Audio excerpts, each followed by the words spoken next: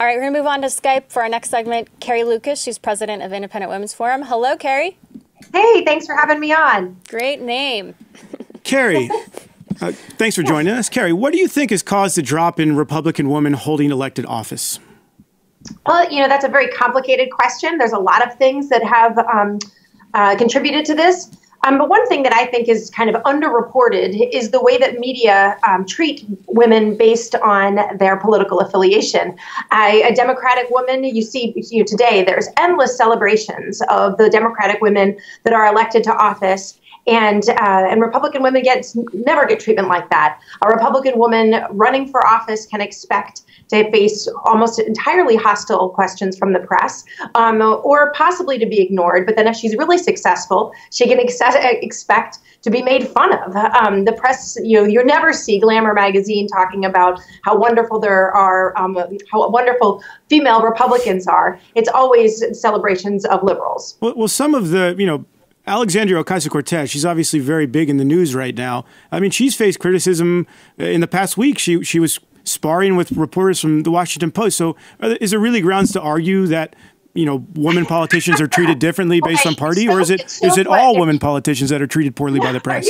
That's absolutely crazy. If you think that that she's faced hostile press, there have been airbrushed photos of her looking glamorous. There have been what about the Daily Caller's nude photo that they shared in that actually wasn't a nude photo of her? But I mean, this is a conservative leaning website or news outlet. You're going to be able to, of course, you're going to be able to find examples of some harsh criticism of Democratic women. But if you look at the mainstream publications, if you look at the treatment that something like the comedy shows, that the daytime talk shows that they give Democrats compared to Republicans, literally look at the women's magazines. That's one forum. It reaches a whole lot of women. You can find, literally, you can't pick up one of those magazines. I mean, they're all going out of business, so soon you won't be able to pick up those magazines anyway because they consistently insult so many of their readers. But when they do, if you read politics in there, it's always a glowing thing about Hillary Clinton, Michelle Obama,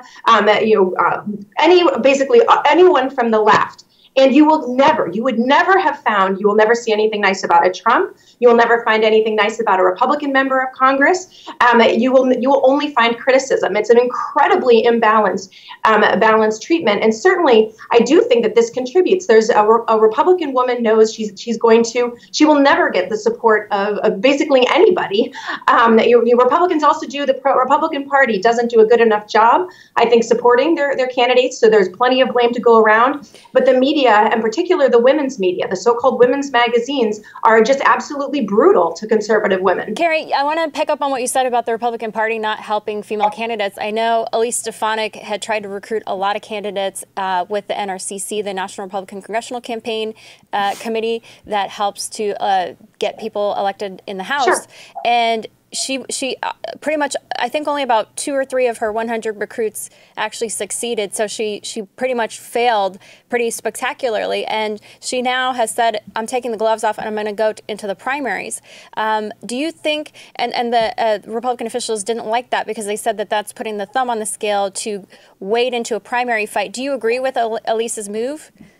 I'm conflicted about it. I certainly want there to be more. I wish I saw more Republican women out there. But frankly, I think that all of us, when we're talking about real equality, it's not the sex of a candidate that I care about. I want somebody who's going to represent me, represent my point of view, and make the country a better place. And I don't care if that's a man or a woman or whatever. That's the last thing I think we should be worried about. And that's really what being free of discrimination is. So I don't think that I don't want to get us to get in the habit of voting for a woman because she's a woman. Do you think some of this is linked, some of the discouraged, women might be discouraged from running as Republicans because there's so many white male incumbents in the Republican Party?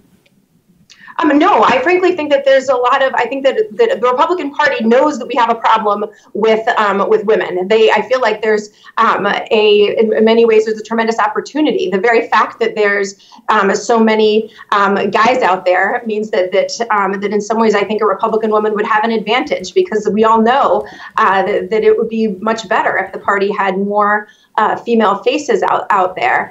So I don't think that I think that there's a lot of things that are contribute to this problem. But I do think, I feel like it's really important to think about the power of the press and the power that the press has in deciding who to promote and how to treat them. And again, I do think that if you look at the experience that a conservative woman has when she decides to go out there and start speaking her mind. And I think the press is if she's conservative, she's going to be brutalized. If she's a liberal, she's going to be celebrated. And that really does make a big impact.